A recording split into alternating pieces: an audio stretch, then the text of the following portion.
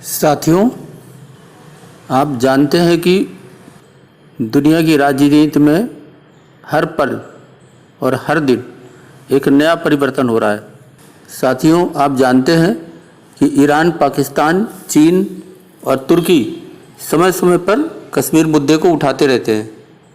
तुर्की और यूएई अपने अपने प्रॉक्सीज के जरिए लीबिया में एक दूसरे से जंग लड़ रहे हैं।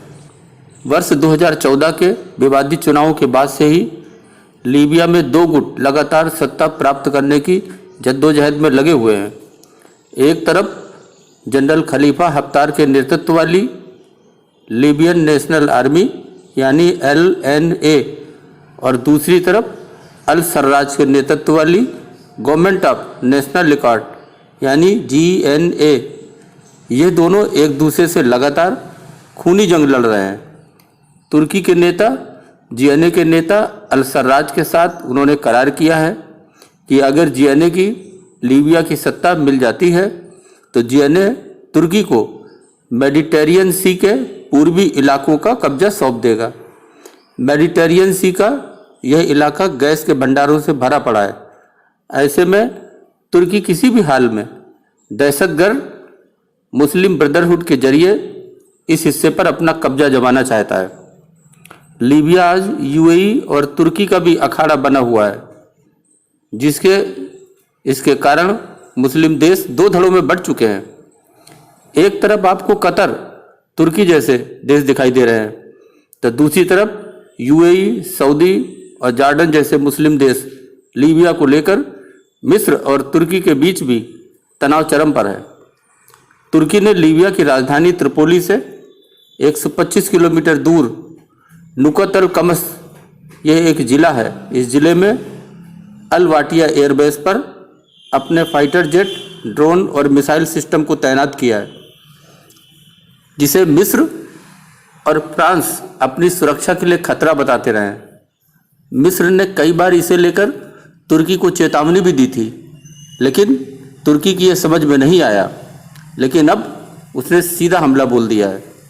रफाल से हुए इस हमले में तुर्की के कई प्लेन, ड्रोन और जो फिक्स्ड विंग एयरक्राफ्ट थे वो बर्बाद हो गए। लड़ाकू विमानों के स्क्वाड्रन ने अल वाटिया एयरबेस पर बमबारी की। यहाँ तुर्की ने F-16 लड़ाकू विमानों के अलावा भारी मात्रा में सैनिक हथियार और सिस्टम को तैनात किया था। प्रधानमंत्री मोदी की सक्रिय विदेश नीति, उसी का यह नतीजा है कि सऊदी अरब विभिन्न मुद्दों पर खुलकर भारत के साथ आ गया है। पाकिस्तान की लाख कोशिशों के बाद भी सऊदी अरब ने कश्मीर मुद्दे पर भारत के विरुद्ध कोई बयान नहीं दिया।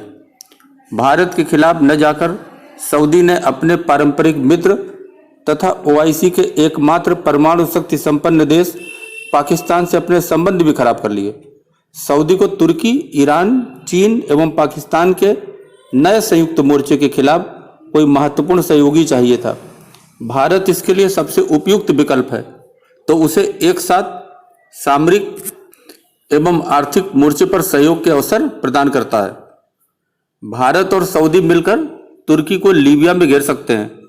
जानकारी हो, तुर्की हमेशा सऊदी का दुश्मन रहा है और पाकिस्तान तुर्की गुट में शामिल हो गया, इसलिए भी सऊदी पाकिस्तान से खफा है। इसका लाभ भारत को मिल रहा है। हाल के वर्षों में अरब जगत में बड़ा बदलाव आया है। जहां सऊदी अरब और उसके सहयोगी प्रगतिशील विचारों के समर्थक हैं, वहीं भारत विरोधी धड़े के देश जैसे तुर्की, ईरान आदि कट्टरपंथियों को बढ़ावा दे रहे हैं। ऐसे में भारत और सऊदी अरब के आपसी संबंध जितने बेहतर होंगे, एशिया में शांति एवं स्थिरता उतनी ही सुनिश्चित होगी तथा कट्टरपंथ के खिलाफ लड़ाई उतनी ही मजबूत होगी। साथियों, अभी के लिए बस इतना ही। धन्यवाद।